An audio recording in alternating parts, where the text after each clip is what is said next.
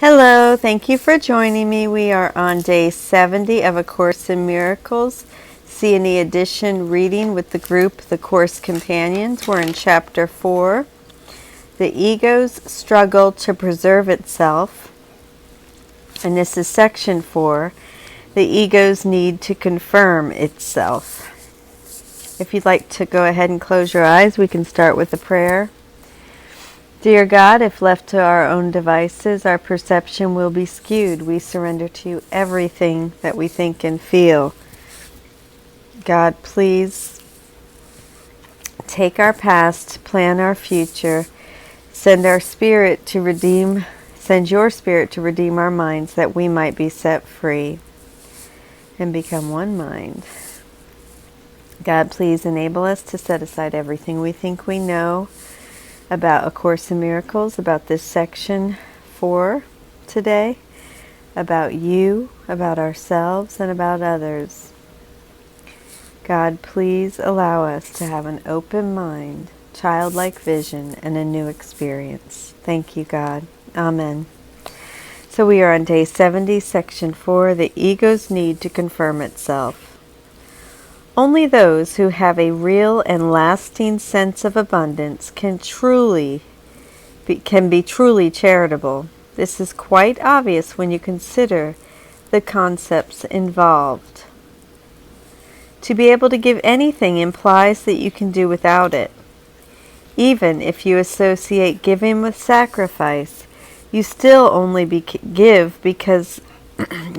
give only because you believe you are somehow getting something better. So you can do without the thing you give. Giving to get is an inescapable law of the ego, which always evaluates itself in relation to other egos, and is therefore continually preoccupied with the scarcity principle which gave rise to it. This is the meaning of Freud's pleasure principle 39. The pleasure principle is what drives the id. The id seeks immediate gratification of the basic urges of sex, anger, hunger, and thirst. The above reference, however, claims that the real pleasure we are seeking is the filling of our ego's lack of reality. This lack is the scarcity principle which Jesus is putting forward in this section as the real driving force of the ego. Freud was the most accurate ego psychologist we ever had, although he would not have preferred this description himself. His ego was very weak and deprived concept, which could function only as a thing in need. The reality principle of the ego is not real at all. Footnote 40. In Freudian psychology, the ego operates by the reality principle. It acknowledges and bows to the requirements of external reality.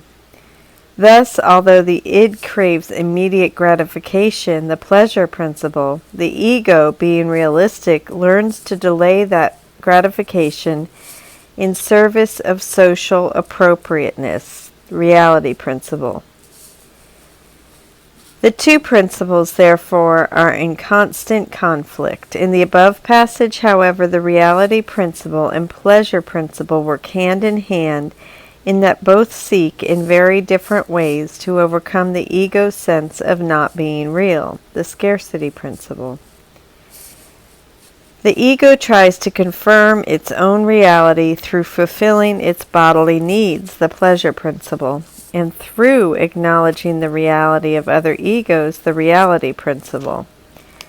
Thus, however different the two principles are on the surface, the purpose of both is to support the ego. Jesus is thus implying that in his system the word ego encompasses both the Freudian ego, reality principle, and the Freudian id, pleasure principle.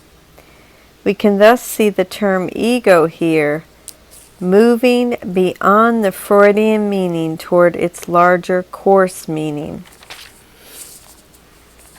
The ego is forced to perceive,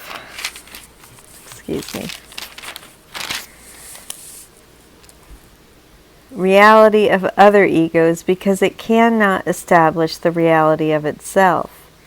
In fact, its whole perception of other egos as real is only an attempt to convince itself that it is real. Self-esteem in ego terms means nothing more than that the ego has deluded itself into accepting its reality and therefore temporarily less predatory. This self-esteem is always vulnerable to stress, a term which really means that a condition has arisen in which the delusion of the ego's reality is threatened. This produces either ego deflation or ego inflation, resulting in withdrawal or attack. The ego literally lives by comparisons. This means that equality is beyond its grasp and charity becomes impossible. The ego never gives out of abundance because it was made as a substitute for it. This is why the concept of getting arose in the ego's thought system. This is why the concept of getting arose in the ego's thought system. All appetites are getting mechanisms representing ego needs to confirm itself. This is as true of bodily appetites as it is of the so-called higher ego needs. Footnote 41. This appears to be another reference to Maslow's hierarchy of needs. See text chapter 148. Jesus is saying not only are the higher ego needs a product of the ego's need to shore up its reality, but physical appetites are also. In Maslow's hierarchy, the needs above the physiological are safety, love, and belonging, self-esteem, and finally self-actualization. Self-actualization is the need to fulfill the full potential of the self. If this self is conceived as a separate self, an ego, then even self-actualization would fit under the umbrella of the ego's need to confirm itself. My dog's driving me a little nuts right now. Greta, stop. So forgive me. Bodily appetites are not physical in origin because the ego regards the body as its home and does not try to satisfy itself through it. But the idea that this is possible is a decision of the ego, which is completely confused about what is really possible. This accounts for its essentially erratic nature. Consider the inevitable confusion which must arise from a perception of the self which completes the sentence stem.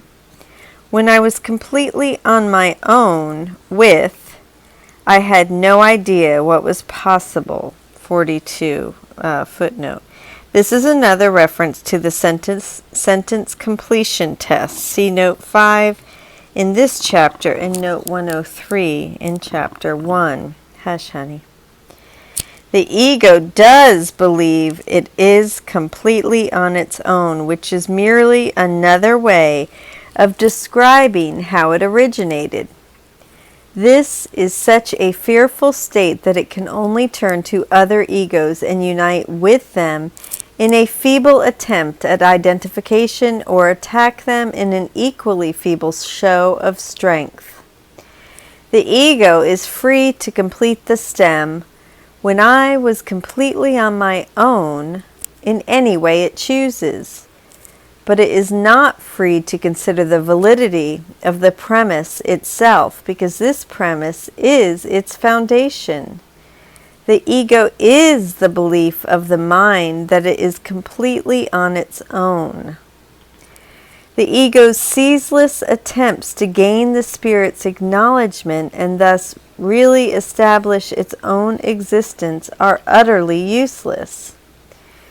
The spirit, in its knowledge, is unaware of the ego. It does not attack the ego, it merely cannot conceive of it at all. While the ego is equally unaware of the spirit, it does perceive itself as rejected by something which is greater than itself. This is why self-esteem in ego's terms must be a delusion. The creations of God do not create myths, but the creative efforts of human beings can turn to mythology, under one condition only.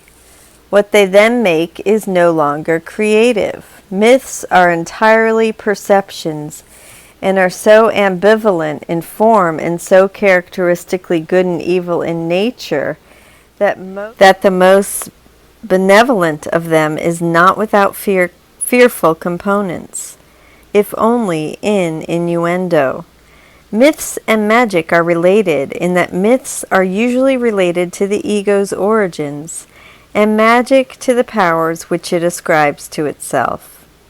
Every mythological system includes an account of the creation and associates this with its particular perception of magic. The battle for survival is merely the ego's struggle to preserve itself and its interpretation of the beginning. This beginning is always associated with physical birth because nobody maintains that the ego existed before that point in time. 43. This is not to say that the ego did not exist before birth. This is just talking about what believers in myths and or religion tend to think. The Course teaches that the ego began with separation rather than with physical birth. The atonement and the separation began at the same time.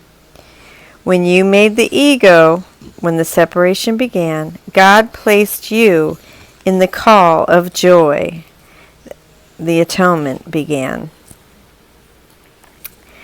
The religiously ego-oriented tend to believe that the soul existed before and will continue to exist afterwards, after a temporary lapse into ego life. Some actually believe that the soul will be punished for this lapse, even though in reality it could not possibly know anything about it. I want to play the term salvation does not apply to the soul, i.e. spirit, which is in no danger and does not need to be salvaged.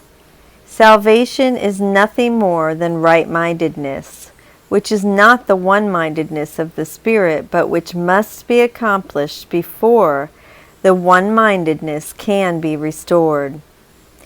Right-mindedness dictates the next step automatically because right perception is uniformly without attack, so that wrong-mindedness is obliterated.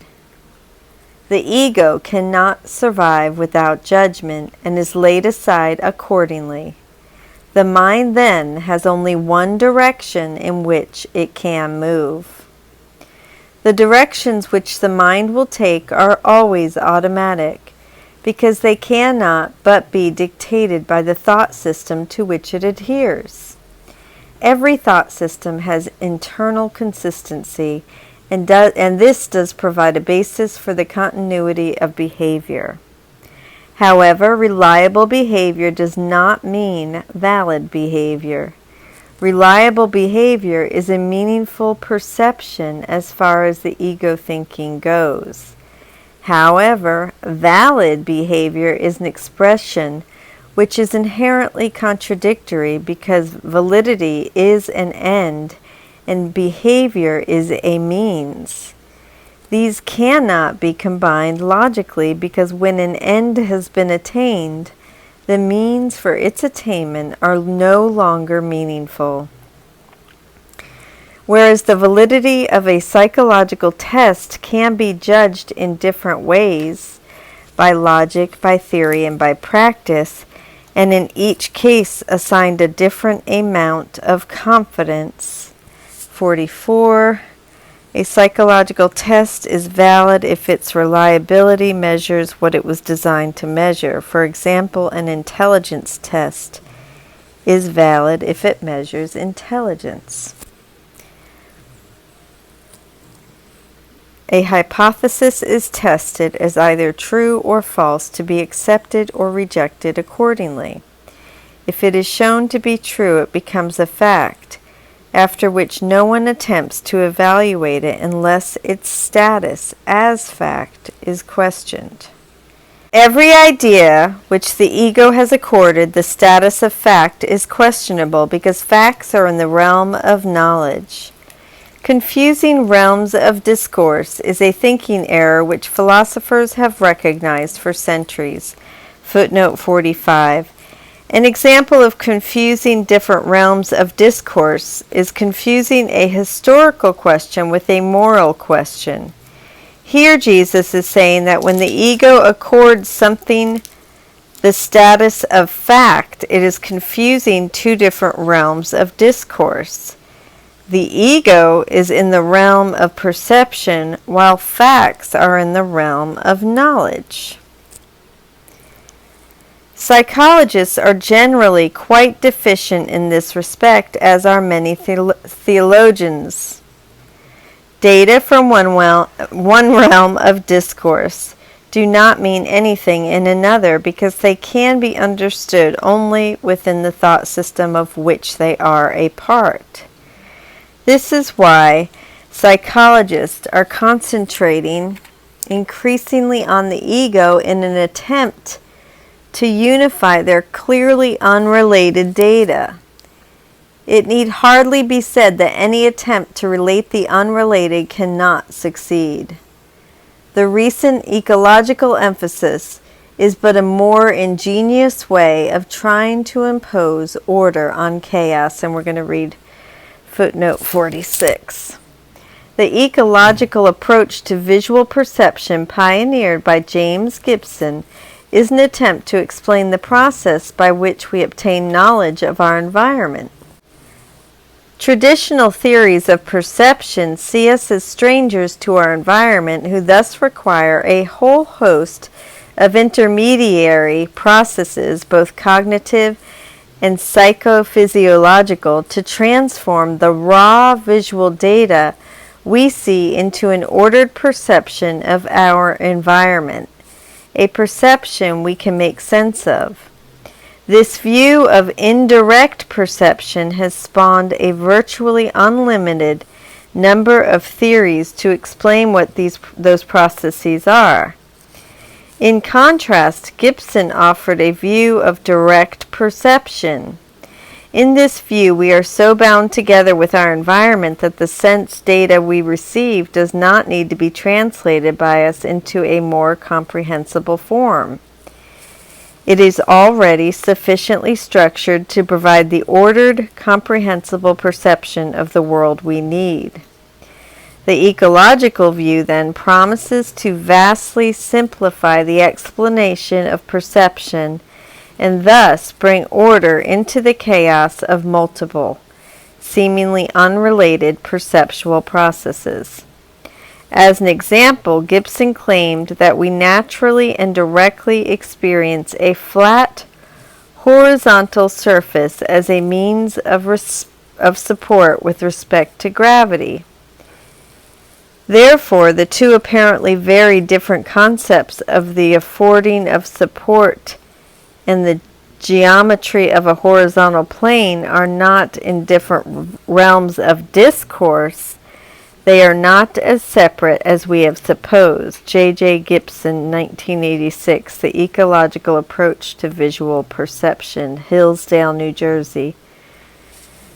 Needless to say, Jesus does not think Gibson succeeds in unifying the data. This is probably related to the fact that he makes clear throughout the course Jesus believes our current perception to be profoundly indirect.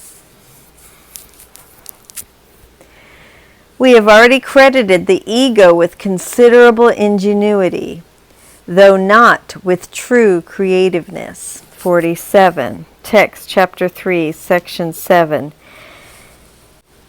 Methodologically, your mind has been very creative, but as always occurs when method and content are separated, it has not been utilized for anything but an attempt to escape a fundamental and entirely inescapable impasse. This kind of thinking cannot result in a creative outcome, though it has resulted in considerable ingenuity. It is noteworthy, however, that this ingenuity has almost totally divorced you from knowledge. Knowledge does not require ingenuity at all. But it should always be remembered that inventiveness is really wasted effort, even in its most ingenious forms. We do not have to explain anything. 48. This refers to the state of heavenly knowledge, the domain in which the abstract creativity of God's creations is expressed. See end of paragraph. In other words, while things in this world may well need to be explained, for instance, the things Jesus is explaining to us in the Course, heavenly knowledge both need not and cannot be explained. This is why we need not trouble ourselves with inventiveness. The highly specific nature of invention is not worthy of the abstract creativity of God's creations. Now we are reading Emily Bennington's Notes, Day 70, Section 4, The Ego's Need to Confirm Itself. The scarcity principle, the ego's sense of being lacking in reality, is its driving force. It tries to fill this lack of reality through physical pleasure, through acknowledging the reality of other egos, through comparing itself to other egos, through giving to get, and through fulfilling its full, and even through fulfilling its full potential. This section states that the ego literally lives by comparisons. In what ways have comparisons played a role in your life? Are you constantly evaluating yourself as more or less worthy, powerful, attractive, etc. than others? What effect have these comparisons had on your sense of equality with others, on your charity, your generosity, and on your sense of inner abundance? Self-esteem in ego terms means nothing more than that the ego has deluded itself into accepting its reality and is therefore temporarily less predatory. The ego never gives out of abundance because it was made as a substitute for it. The ego cannot survive without judgment. Thank you for joining with me. Another great reading, Day 70 of Course Companion, Section 4 of Chapter 4, The Ego's Need to Confirm Itself.